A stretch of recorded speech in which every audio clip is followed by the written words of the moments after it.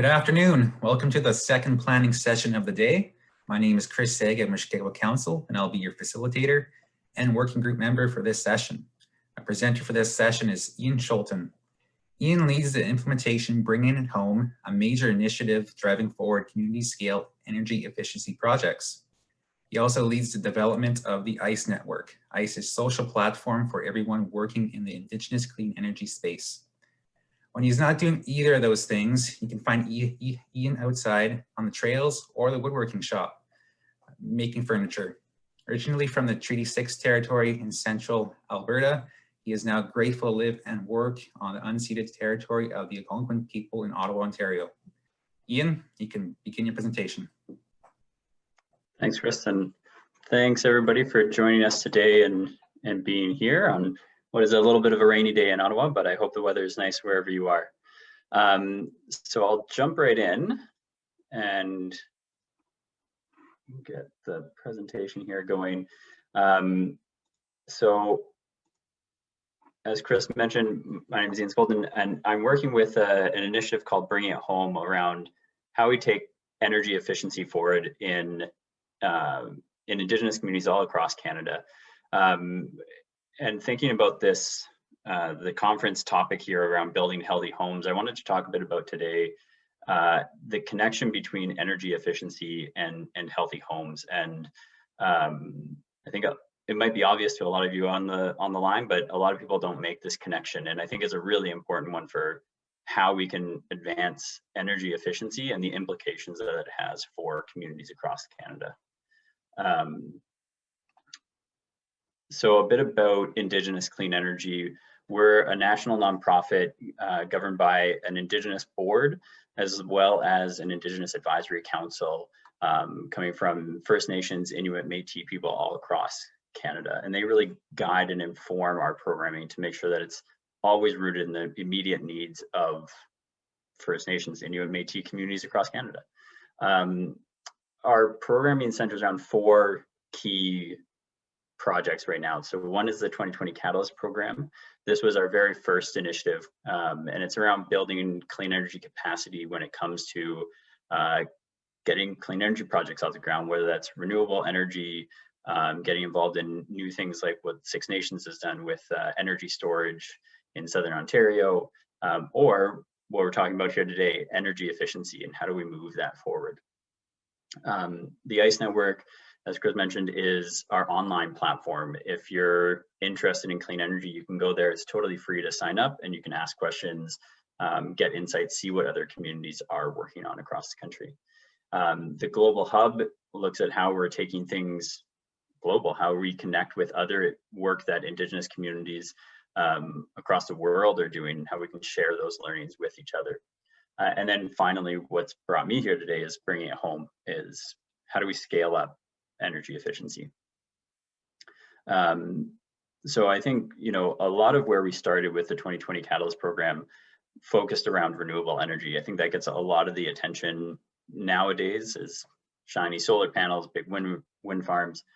But for me, I think energy efficiency is actually the most high impact clean energy opportunity that we have.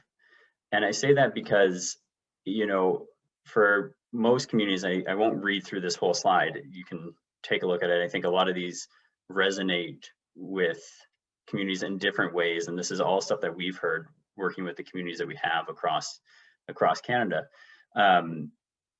Housing right now, there is this like interconnected set of challenges. And really, if you look at it, it's kind of self-perpetuating. It feeds on itself. So take, for instance, you know, oh, there's a lack of funding to build enough homes. And so we might stretch those dollars to build 6 homes instead of 5, but that means that quality suffers. And then as more people live in it, that puts more strain on the house. And so now we're replacing houses more frequently. But we look at energy efficiency as potentially a way to break that cycle by making homes last longer, by reducing the cost of utilities so that that money can be put into housing in different ways, and ultimately lead us to healthy, affordable homes and facilities. So homes that are contributing to people's well-being, that people can afford to live in, so that now they have disposable income to spend on other things, and that create employment through maintenance, through retrofit work, through new builds.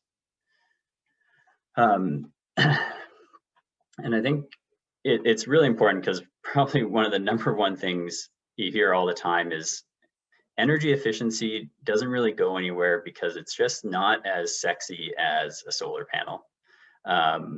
You know, it's really hard to sell people on, here's your house, it looks the same, but now it's a lot better.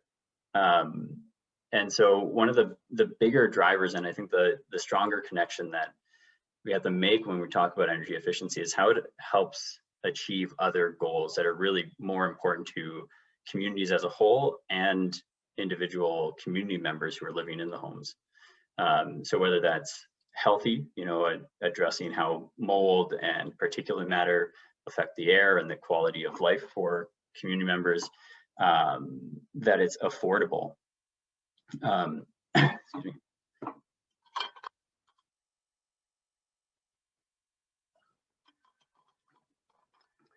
You know, as I mentioned, if you invest in energy efficiency, that reduces the cost of those utilities. And we'll talk about a few examples of just how big of an impact that can have.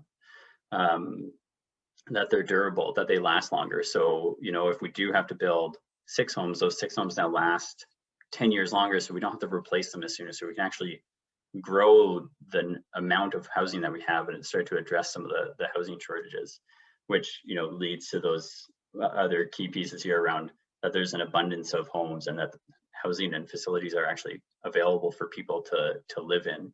I know one of the big issues with some of the communities we're working with right now are just abandoned homes that are there, but no one's making use of them. So we have these assets that don't contribute to the well-being of the community.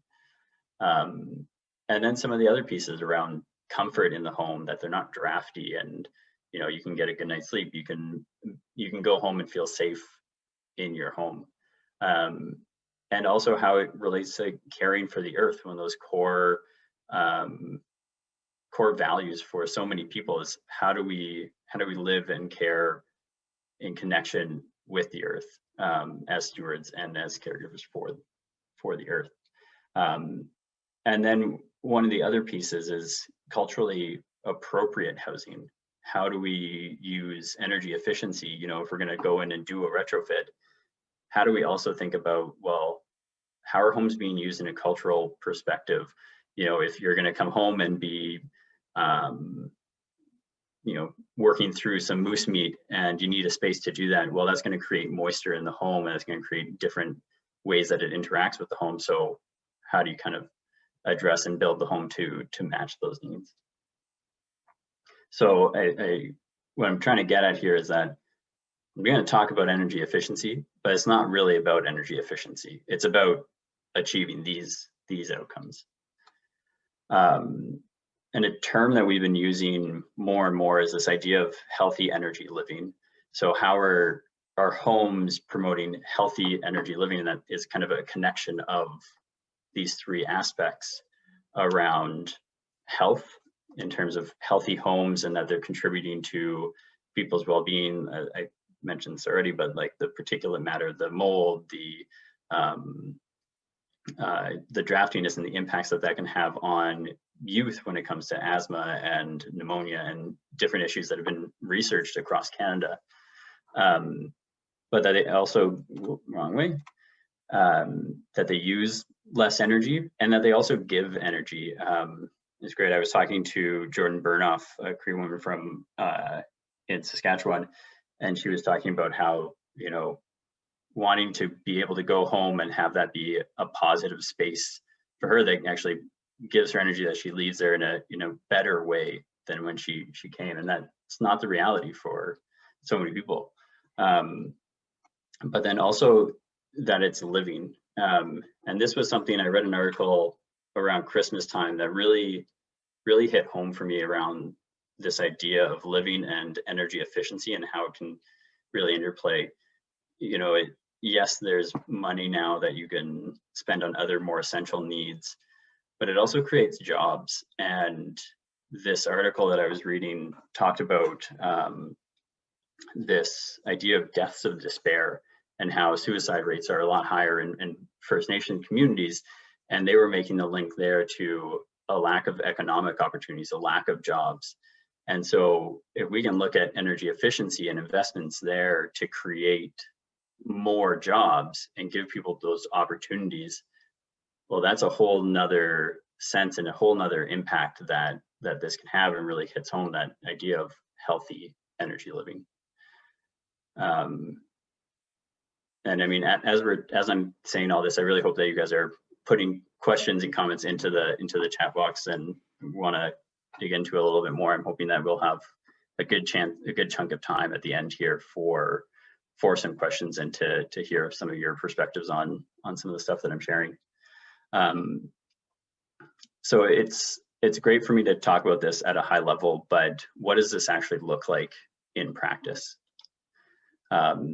So last year we did some research to look at what sort of energy efficiency work is going on across the country that is being led by Indigenous communities, whether First Nation, Inuit, Métis, and we looked at it across a spectrum of different energy efficiency actions. You can see it in the legend there.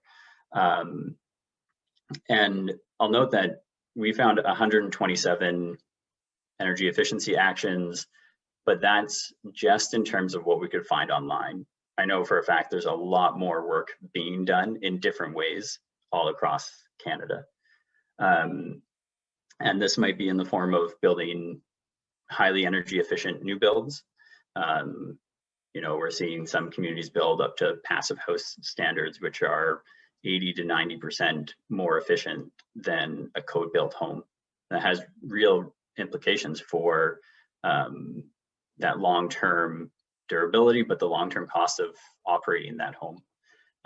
We're also seeing people do minor retrofits. So this is stuff like any sort of, well, basic measures. So switching out light bulbs to be LED, putting in programmable thermostats, but even up to replacing appliances, some of the easy stuff that we can do that doesn't get into how the home is actually built or some of the structural components, all the way down into deep retrofits, which are really, I'll show an example here, you know, taking off the siding, re-air sealing, adding insulation, fixing any of the key issues that you might uncover while you're going in there. You know, you might find that a supporting beam has been rotted out because there's moisture getting in there.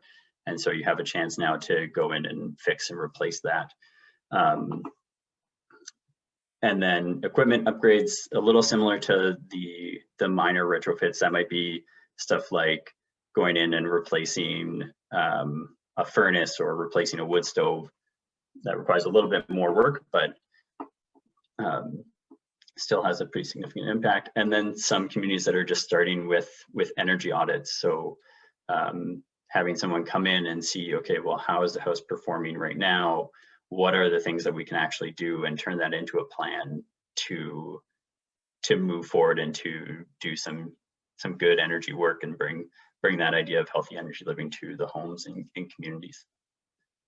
In terms of this connection again to health, there's a few examples that really stand out to me around how these come together.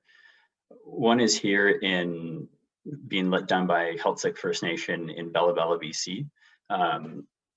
There they, I think, are going into now their third phase of replacing some of their wood oil furnaces with heat pumps. And this works very well in their climate, given where heat pumps are at in terms of development and being able to work in cold climates. So recognize that that's not an opportunity for every community, but this works really well for them, and heat pumps are getting better and better every day. But a heat pump essentially takes, you know, in the summertime, it can take the hot air from your house and make some of that energy go outside and put back in cold air. So it acts as an air conditioner in the summertime, and then it can reverse that process in the wintertime to bring heat into the home really efficiently. So to give some context, it's, you know, let's say you put $1's worth of energy into a heat pump, you'll get $3 worth of heat out of it. So that's, you know, a pretty efficient return compared to a typical like gas furnace, which might be at anywhere from 75 to 96 cents for every dollar that you put into it. But the connection here is that they, in their first run of these heat pumps, they installed them in homes. They checked what the utility bills were before and then after. They found that homes were saving on average up to like $250 a month in utility bills compared to what they were spending on their wood oil furnaces. But it also had implications for the health of the community members. There's a great video, and actually that's what this screenshot is from. If you just search for Healthsuck heat pumps on YouTube, you should be able to find this video done with EcoTrust Canada.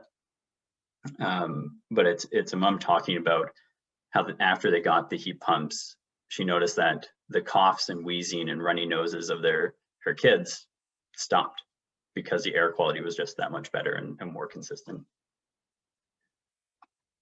Jumping to the other coast of Canada, in Nunavut, being done by some of the Inuit communities up there, they have a lot of wood furnaces.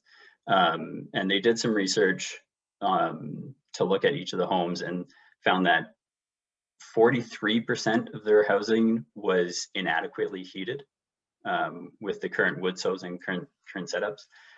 And you know, community members there, it's not like Northern Ontario where you have trees all around you. They were traveling like dozens of kilometers to go harvest wood to then put into wood furnaces like this, that were only taking that wood and producing, like, we're only 40 to 55% efficient. So you put in some energy and you're only getting half of that out in terms of heat quality in the home. They also, you know, were putting a lot of particulate matter in the air, which has a pretty negative impact on your lungs and respiratory system. So they thought, well, why don't we replace these with high efficiency wood stoves? So that brings that efficiency up to 80%. So now, you know, your wood is lasting twice as long because it's just burning that much more efficient. You're getting that much more heat out of it into your home. It's also cleaner burning, so there's a lot less particulate matter. And as a result, when we talk about that healthy energy living, it means they're spending less on wood, spending less time having to go harvest the wood and bring it back because their wood is lasting twice as long. But their air is, you know, that much cleaner and that much better for their health. So they started this as a pilot, I think 2 or 3 years ago, and this year they're set to install high efficiency wood stoves. And for context, this is just a product shot from one of the companies that makes these high efficiency wood stoves. But they're going to bring in another 100 this year, which means they'll have done replace 190 of these wood stoves over the past, I think it's 2 or 3 years. And that's really significant. And I believe they've been in conversation with the government of Newfoundland around how some of the funding can support doing this on a more ongoing basis, and connecting with the federal government as well to see this through, because, you know, it has such an immediate and significant impact on homes. I mentioned deep energy retrofits, and I think they presented here at the First Nation Housing Conference in the past, but Conservation on the Coast, working up in James Bay, they've been doing work for the past, I think, 6 years, doing deep energy retrofits on homes. And these retrofits, you can see a picture of what that looks like, what one component of that looks like in their process. Involve them taking the siding off, re-air sealing, like putting new building wrap around it and making sure all those gaps are covered and taped off, and then adding more insulation to create a continuous insulation barrier around the outside. And the importance of that from a housing and efficiency perspective is that now you've put a nice sweater around the house that doesn't have what's called thermal bridging. So the insulation basically stops the air. Whereas on a lot of houses, if you've ever seen in the wintertime, if you look at a house, you can almost see where each stud is. That's because those studs are getting warmed from the inside of the house and putting that to the outside. And so it's creating this place for water to condense. And so by putting insulation around the whole outside of the house like this, you're stopping that from happening, making a much more comfortable interior to the home. You're reducing the air leakage. And so air leakage, why that's significant is because you're paying to heat the air in your home. And so if you have air just pouring out of your house through holes or around windows, then that's just air that's you're trying to heat the outside. So if you can air seal your home, then you keep that heat in and you control through things like an HRV. I know there was a session earlier this week on maintaining HRVs. Through an HRV, you can control that air exchange. So you're still getting fresh air, but you're controlling when it's leaving so that you're maintaining that warmth and inside the home. And again, talking about the living, this program employed 5 to 6 people in each of 3 communities every year to do this work. And they've retrofitted 90 homes so far. And once COVID does its thing and we're finally kind of through this, they'll finish up their program retrofitting another, I think it's about 30. And through this process, they are reducing roughly 25 to 40% of the energy use in the homes across these 3 communities. So again, you have a sense of health in the home, that you're reducing some of that air leakage, some of that draftiness. You're getting people trained and employed, and you're reducing costs, which overall makes like a more comfortable home and instills that sense of pride and ownership.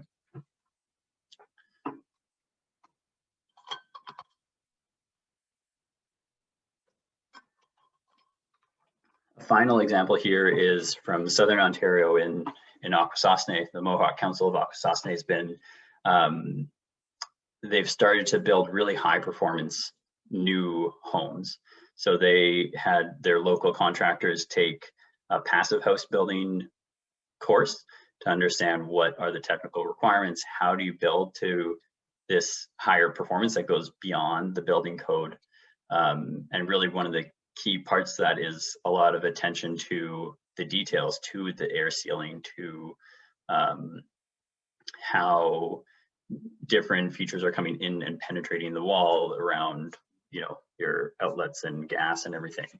But they've started to build these really high performance 5-plexes. So you can see in this picture, they have 8 inches of insulation on the outside of their wall. So for reference, here's like that standard styrofoam board that you can get at Home Depot. This is like 1.5 inches, would do, I think it's like R7 of added insulation. Here they're taking that to 8 inches. And so these homes, they are costing the community about 8% more to build compared to a standard home.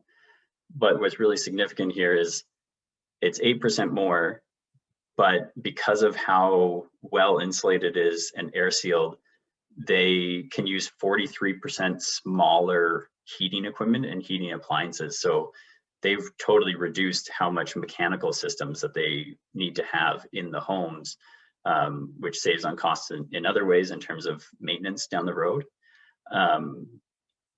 But they also are seeing about 68% annual savings on their heating bills. So that 8% investment up front means that their utilities in the long run are costing them 68% less. And that's cash in pocket moving forward.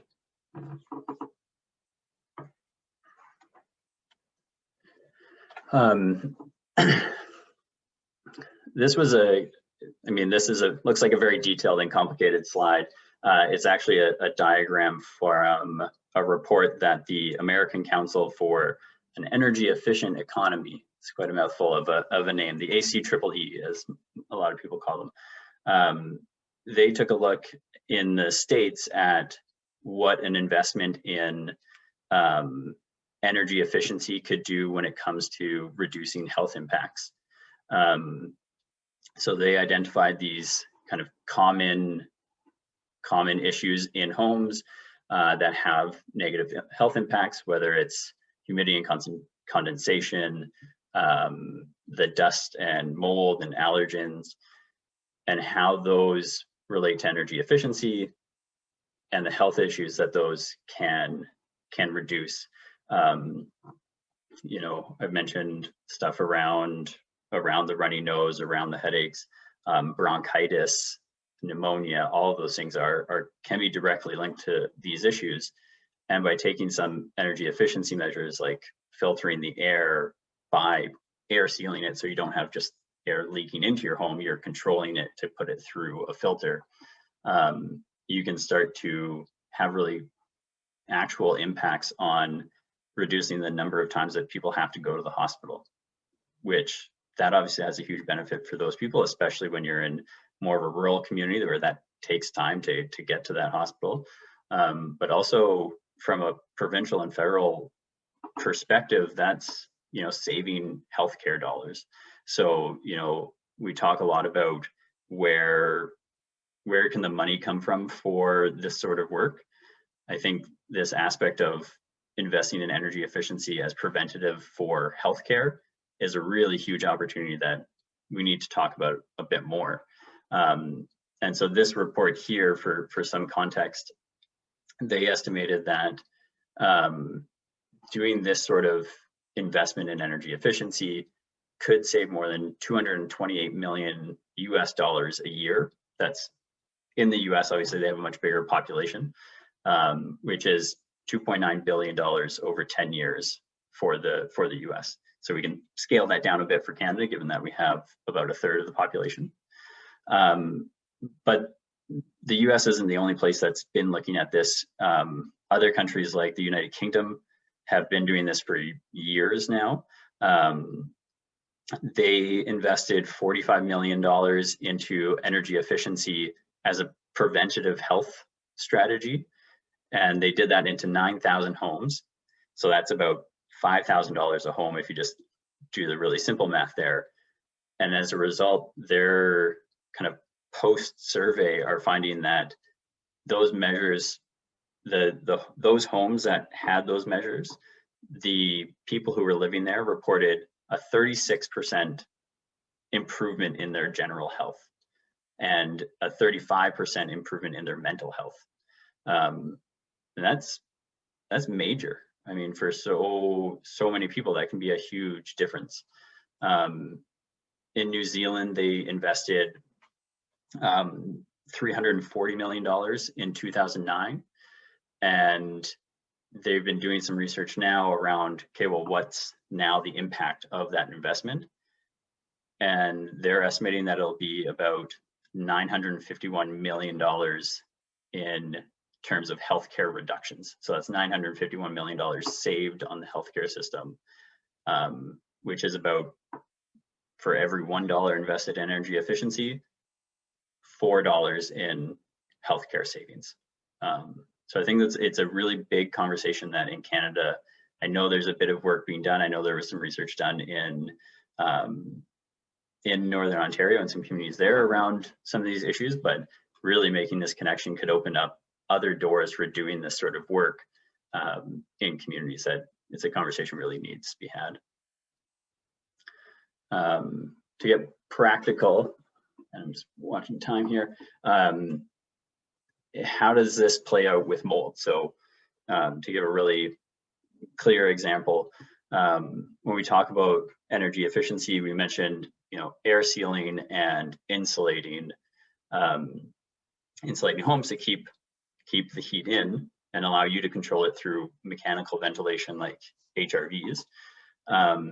So what does that do for mold? Well, air sealing helps prevent moisture from moving through the wall, because as air moves, it can bring some moisture with it.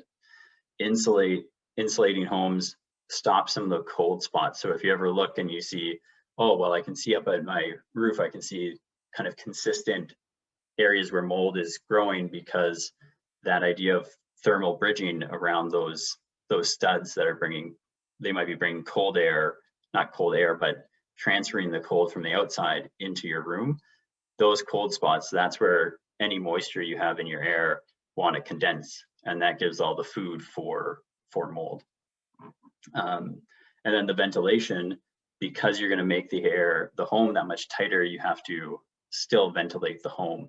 And so that's where HRVs are really important. But even if you can't install an HRV, installing things like bathroom fans that are controlled on a humidistat.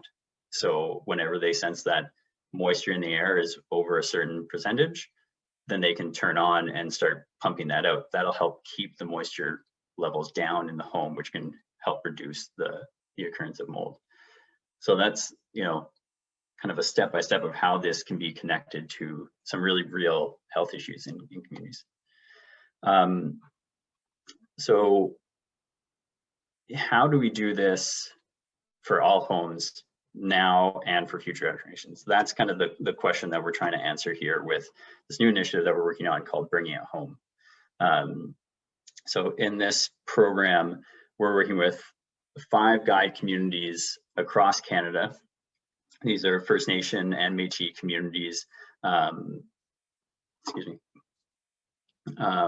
look at, okay, well, what process can we go through to figure out how do we take an energy efficiency initiative and bundle it together to be able to finance it, to be able to do it, to ingrain some of the policies that support energy efficiency for the long term. So we've been talking about it in terms of this kind of framework. It almost looks a little bit like a dream catcher, but how these pieces are all interconnected around energy efficiency isn't just about the homes that we're building, but it's also about, well, how are we governing and leading our homes? What are the policy decisions that are being made? Yes, how are the homes being designed and built? What skills are needed, and not just the skills that are needed to build the homes, but to maintain them too. And that might be in terms of a community maintenance team or in terms of homeowners.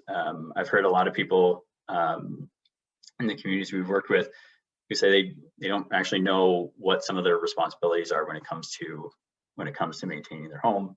And that obviously leads into maintenance and managing homes as assets to make them last longer. I know there was a session earlier today around like policies and housing databases to be able to track and manage your homes. So those are all really important pieces. And I'd say with that, what we're trying to do with Bringing It Home is not create solutions in these different areas. There's already a lot of solutions, and a lot of different communities have really strong practices in these different areas. It's about bringing this all together and figuring out, okay, what's kind of the package that can support communities to move through this holistically together. And the final piece here is financing.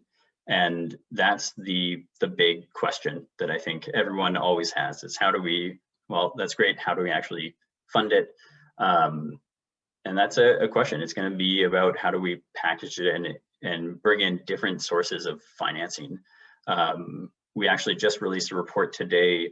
You can find it on the ICE network, that goes through what the investment is that's needed to do energy efficiency, whether it's minor upgrades, major retrofits, or energy efficient new builds in Indigenous communities across Canada. And we found that it's probably around at least $5 billion of an investment. And I don't think that's money that's ever going to come from the federal government. We're going to have to look at different solutions, different mechanisms to bring in different sources of funding.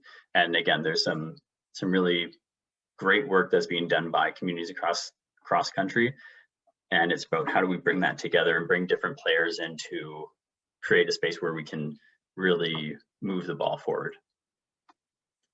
I won't read this slide, but these are some of the potential actions that might happen under each of those components of the enabling environment to to strengthen that capacity across all of those areas. So you're really ingraining that effort for energy efficiency for the long term, so that, you know, your local construction crews are ready to build to higher performance. Or maybe it's that you use external contractors, but you know the questions to be asking and the contracts have been in place, and checks and balances to make sure that you're getting the homes that you want to be getting out of any of those design and build contracts. And through all of this work, we are trying as much as possible to make it public and totally free and available. So if you go to this web address, and it is just icenet.work, there's no .com or .ca, just go to that. You'll be able to find this resource library in the energy efficiency space, where we're trying to share as much as we can the tools and resources that we're coming across, and supporting organizations, and even in community engagement,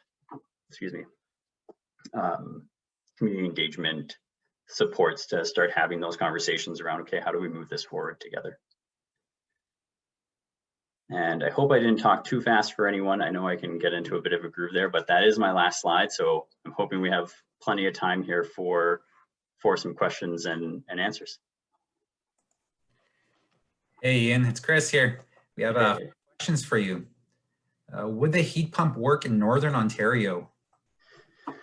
Yeah, so that's kind of one of the areas that heat pumps are. There's a lot of research and effort being done to make heat pumps work even better at cold climates. Right now, if you're ever looking at them, make sure you're looking for a cold climate heat pump. But my understanding is right now the best performance we're getting is around that they'll work up to -25 or -30. So that'll cover you for most of the year, and you might need a little bit of supplemental heat on those really cold snaps, but they're getting better all the time. And yeah, they can work in different situations, but definitely have to do your homework to make sure that you're finding one that meets your needs and understand the limitations of them before making any decisions. All right, great. And another one here, what standard or code are the efficiency upgrades working towards or meeting? Are upgrades determined by a prescriptive approach or case by case?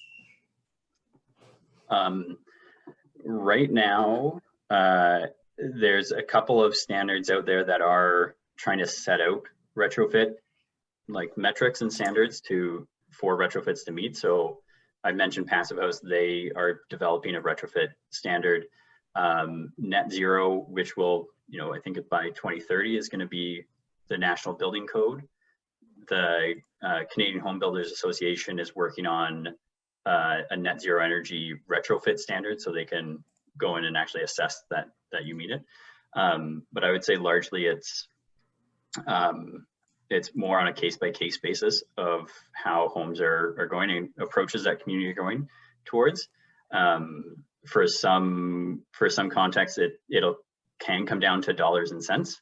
You can have an energy audit done and it can show you this whole list of things. It might be 60 grand worth of things that you need to do, but you only have 30 grand. And so what does that mean that you can do? So it'll be kind of case by case basis, but you can make pretty significant impacts with different amounts. All right, great to hear. And a few more. Money is always a concern. So how do we fund projects like this? Yeah, as I mentioned, that with bringing it home. Again, in that report I mentioned, we've proposed a process to bring together different players. And what I mean by that is this might be looking at how we can use federal government funding and leverage that with private investment, with impact investing, to take these projects, these energy efficiency projects, and really, I think a big change is rather than looking at them as a one-off thing that is, there is a funding program that's out there that'll do this, let's take advantage of it now. We want to get to a situation where any community can look at this the same way that a renewable energy project can be looked at of, well, hey, if we can make a market for it, so if we can take a retrofit, let's say you do energy audits of all of your homes and you get a sense of what's going to be required there, can we package that together as a project in and of itself and get that financed? There's obviously a lot of questions that need to be answered along the way, but you know, even as simple as, well, how would you pay back that investment in that lending? That might come from private investors, might come from the Canada Infrastructure Bank, might come from impact investors who are interested in just social good. So there's a lot of different opportunities that we need to explore, but they're up there. Great, thank you. Another one here. Where do we start with building an enabling environment? So if you go to the ICE network, go to that resource library that is up there, you'll find a tool that we put together that's really just a set of questions. And that's where we've been starting with the communities that we're working with, is to go through those questions. And it's not about having the right answer to each one. It's more about having the conversation around, you know, oh, this question is about, like, who decides what standards our homes are built to? Do we have anything, do we talk about that ever? Or how is our housing working generally? Like, let's start with what our strengths are. Where are we doing well? So that's a key tool that I think really helps start that conversation and starts to find, okay, well, we're doing good in this area, but we need some work over here. So let's focus on that. Great, thank you. And another one, when it comes to energy efficiency, how do renewable energies come into play? Isn't it easier to reduce costs by putting solar panels on the roof? Yeah, it's funny, actually, someone just asked me that the other day. And the simple answer is, in some regards, it can be. You know, you have to make sure that the policies are all there, that you can do like net metering. But it actually, what I tell people is that it doesn't have the long-term benefit. You know, if you put a solar panel on a roof, yeah, it means that you don't have to go in and do more insulation or do air sealing. You just kind of slap them on and go. But that means that home is still going to be drafty. Any mold issues are still going to be there. So you're not actually improving the quality of the home. And it also means to get more of an impact, you have to put more solar panels on. But if we focus on energy efficiency and make the home more efficient, more comfortable, more healthy, then, well, suddenly for those occupants, that's a better home to live in, and you're saving that money for the long term.